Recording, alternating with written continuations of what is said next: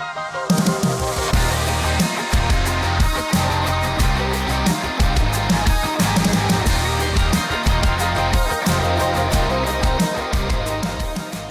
name is Savannah Knippa, and I am here with the Rex in Dallas, Texas. And we are back after 2 years of not seeing you guys. So how does it feel to be back? 3 years. 3 years? Has it actually been 3 years? Yeah, it's been 3 years. Yeah. Oh my word. It's sad. So yeah, it feels good. Yeah. It feels really good to be back. It feels good. It feels good. So it's been crazy for me because obviously I have so many friends that I've made through the Rex fan base, and after having y'all gone for so long, it's been crazy seeing everybody immediately come back. Like the second y'all post, it's like everyone's back, everyone's got their tickets, and we're just like right back where we started. So how's it been just like coming back to the fan base after so long and like getting that energy back? I think it's awesome, especially because most of them like graduated college since then, or like graduated like they love telling. It's like I was a freshman in high school when I first listened. I just graduated college, which makes me feel my heart. yeah, right, hurts a little. But it's awesome because like you said, people like make a lot of friends through this stuff and through the band, and so like to know that those connections will probably last long after they're even interested in the Rex anymore, and the Rex is still something that they're interested in enough to like keep that bond going. It's awesome. Yeah. Yeah, super fun. Have y'all noticed any new fans that have like come in that you haven't seen before, like with the new music and everything? Actually, so many more than I thought. There's a lot of new avenues people have been discovering us. Even this Trying to think of a couple examples. Yeah, the new music, they're just like, we've noticed a lot of people coming from like even coming to VIP to meet us. Mm-hmm. Sorry, I'm in a very Yeah, I'm just miking up your Mario. fucking buttons, dude. I'm winning. He's actually terrible at this game. I've died 100 I'm times winning as he since this dies. interview started. So out of the new songs, what's y'all's favorite one to perform live? I didn't used to. Speed. I would say Speed, yeah, probably speed actually. I gotta say, always every time. I like it. All have different answers. That's Yeah, I fun. think my answer is always every time because it's easy on my voice and it's really fun. It just feels solid. It's the first song that it's the first song we started rehearsing off the new record, and also it's just I remember like during rehearsals for this tour, we played it like once or twice, and we're like, damn, that works. Yeah. You know what I mean? It was just a feeling. Some songs just feel good. Yeah. Well, and everyone was talking about after the half marathon tour. Everyone was like, guys. Oh, if you miss seeing Speed live, like it was so good, and always hell every yeah. time everyone was so excited about it. So yeah, I'm so excited. To This is your finally first hear all time these seeing us playing these new songs. songs. I know. I was gonna go to all 3 shows, and my best friend decided to get married yesterday. Yo, It was selfish. really fun. Last minute marriage. Yeah, just last Hell minute yeah. out of nowhere. What is your favorite song from Inside? What is your favorite song, like production-wise, that you're most proud of, and then lyrically, which one are you most proud of? Production wise, always every time. Lyrically, I didn't used to. I think always every time was kicking my ass for like months, and you can see like there's save asses. There's like 200 or 300 different versions of it, and I was literally, it was ruining my mental health. And then I was like, it's the drums. There's something wrong with the drums. I gotta get the drums sounding right. So I just kept doing more processing and blah, blah, blah, whatever. One thing led to another, and all of a sudden I was like, oh my God, this song's so good. It's done. But it was like months of just like being so frustrated and stopping, and then months later trying again. And so I'm proud of it because it was like really hard, and also because it sounds so good. Yeah. But lyrically, songwriting wise, I didn't used to is my favorite. I feel like this album with Sonder, all the songs are good. I don't think you've ever made a song I don't like. But with Sonder, like I listened to the album, and Unholy was immediately my favorite. And I was like, this one for me personally blows everything out of the water. But with this one, it took me forever to find a favorite because they're all so good, and I feel like they're all very different too.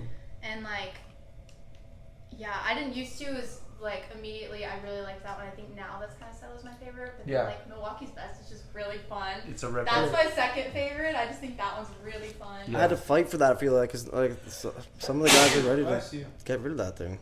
Dude, It's like, yo, this is my I was favorite so song sad. ever. I was frustrated. I was Yeah. I was even more frustrated with that song than I was always every time. Like that version that is out is like version 0. Like it was, because every single time I opened that session and tried to make any changes from the day one demo I did, I hated it. And I would send it to Aaron, and he's like, chorus doesn't hit anymore. And then I'm like, I wanted to flip my desk. I worked on it for like 16 hours straight, and then it's like, I missed this version 0. Yeah. And I've never named a song version 0 before when I bounced it the first one, and I think that cursed me because I was bouncing it as in this one doesn't even count, but it's still so good. Yeah. And so that's pretty much what the record is. I tried to re-record vocals. I tried to do nothing. It just sounded. So there's something magical about it. It's a little messy. It's messier than I'd like, but that's the charm in it. And any time I tried to clean it up or do anything, I just was pulling charm out. So I was putting water on the charcoals. I was just sitting there like, yeah. Yeah, and I thought that Schmiz didn't even like it. I didn't even know what. And Schmiz like, what? That's like one of my favorite ones. I'm like, oh. And so then that instills confidence back in me again. I'm like, thanks, Schmiz, because you saved the song. Every time you spend a whole day on it, and then you showed me the next day, I'm like, Just go back to what you.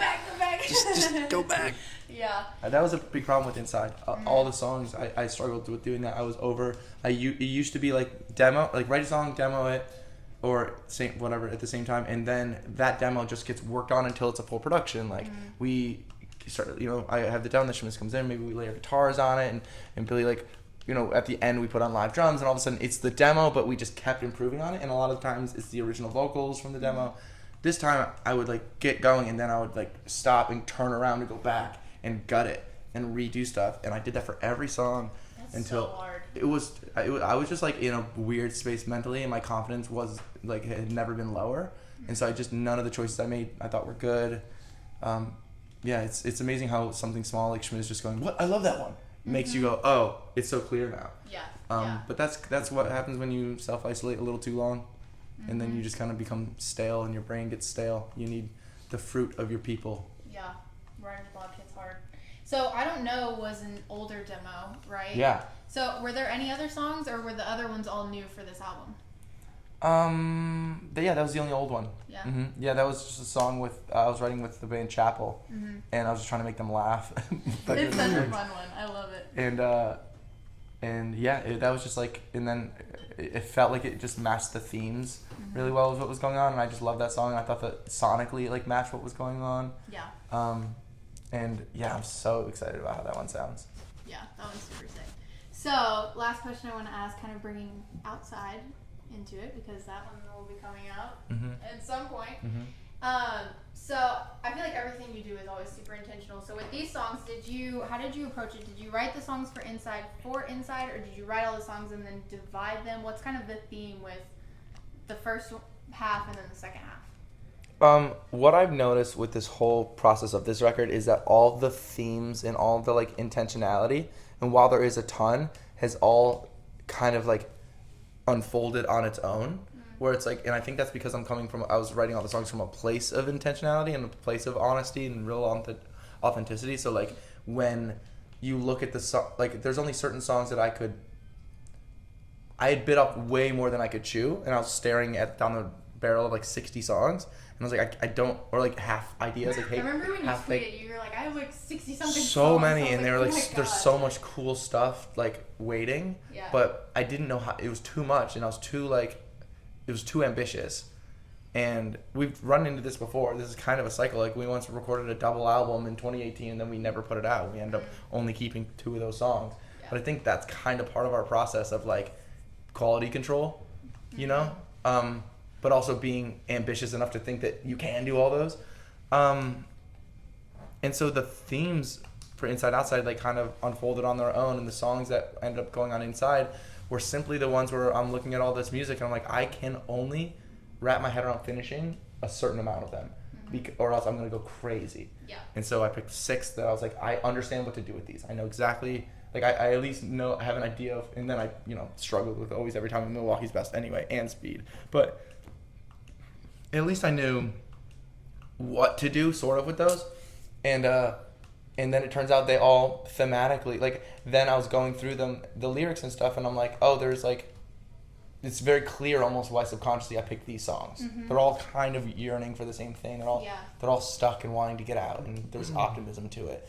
And not to give too much of the rundown on Outside, but you'd think that would be like the brighter side of it, but Outside is definitely kind of the rejection of when you go out and you try to, like, you go for it and it doesn't go the way you thought it would, and it gets He's fucking getting very harder. excited back there. Yeah, so some of the themes are like heavier and more confused, because that's what I went through. It was like I thought, I got us, I came into some realizations about myself, and I thought that was going to be a helpful and good thing, and I was like open to the world, and all of a sudden it was just everything was worse. And so I think that that the fear and anxiety of it all comes in on the second half.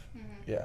I'm excited about it, and I Yeah. appreciate you for being brave and vulnerable on this music, because like clearly I know it's so I'd be bored nerve-wracking. if I wasn't. I know it's so nerve-wracking probably releasing some of those thoughts like into It's music, exciting but for me. I get for me it's like it's no, I don't think I don't feel very nervous about that part. It's like if anything I get so excited that I can turn we listen back to the song like there's a thing from all this like in the pride in making it is like what drives me too. Like I get so I'll bounce a demo and I go in my room and I put my AirPods in, I listen to it on repeat for an hour, and that's when I know it's good. If I lay in my bed and I listen to it once and I turn it off and I pull up YouTube, that means that song will never see the light of day. Even if I'm going like, oh, it's pretty good, but I gotta work. If I'm not obsessed with it right away, then it's so. No, it's like it's a good feeling, and when it gets out there, it's just like, what's it all for? It's like it's the being honest part and being vulnerable is the fun part. If we were like writing songs that didn't mean anything and I had to go up there and sing songs I didn't really care for, I wouldn't be able to do this. It wouldn't be. Yeah. And I think even the reaction from fans would shift. Like you Right. would have such an energetic fan base if they weren't like having these songs hit home for them too. Yeah. And I think that's what makes the shows so amazing, is that it's like give and take from both sides. I think there's a ton of alternative music that doesn't mean anything. Like there's songs that like have a cool vibe and the authenticity comes through, and like maybe the brave choices production wise or in the writing. Yeah. But there's so much generic, boring alt music, alt pop that I'm just like, it's like it's so middle of the road, and who's it for? And I don't connect with it at all, and I connected a lot to like singers who couldn't sing but could write good lyrics. I'm growing a up. big lyric person. Yeah, I so agree. for me it's like putting some sort of give a shit into the lyrics of someone I really love is Sam Fender. I think his lyrics are great, and it's like alternative and it's rock, and there's some artists that are just that hit that for me, and then there's a bunch of really popular like radio alt pop that I'm like, it's vapid, and it's like there's nothing to grab onto, and those bands chart, and then 3 years later their tours aren't selling, and to me that's why I love our fan base, because and they do keep coming back over and over, because I think they connect with it, and that's like it's a dream. It's awesome. It's so fun. Well, we're so excited to have you guys back. I'm so excited about the show tonight, and I hope it's the rowdiest show yet. I've been telling everyone that's like, let's make Dallas the rowdiest show. Thank you guys for watching. Follow the Rex, listen to the new album Inside, and wait for the second half of the album Outside that comes out Dude, it's not even produced yet. someday. Someday it will come out. Hi, signing off here is the Rex. It's okay, we're a meme account, guys. We don't have to be professional. And the new music that we just put out, so it's really cool to see that. Yeah. Oh, because I would never talk to you about your mom that way. Aww. And also it wouldn't have been true. Go to sleep. Yeah, I want this. That, you know Just what? in general. I shouldn't have said it. Let's Men in Black and just forget he ever said that. But it was Rewind. it was. I thought it was quick at the time. We're cutting this way down. Stop. Cut it off. Cut it out.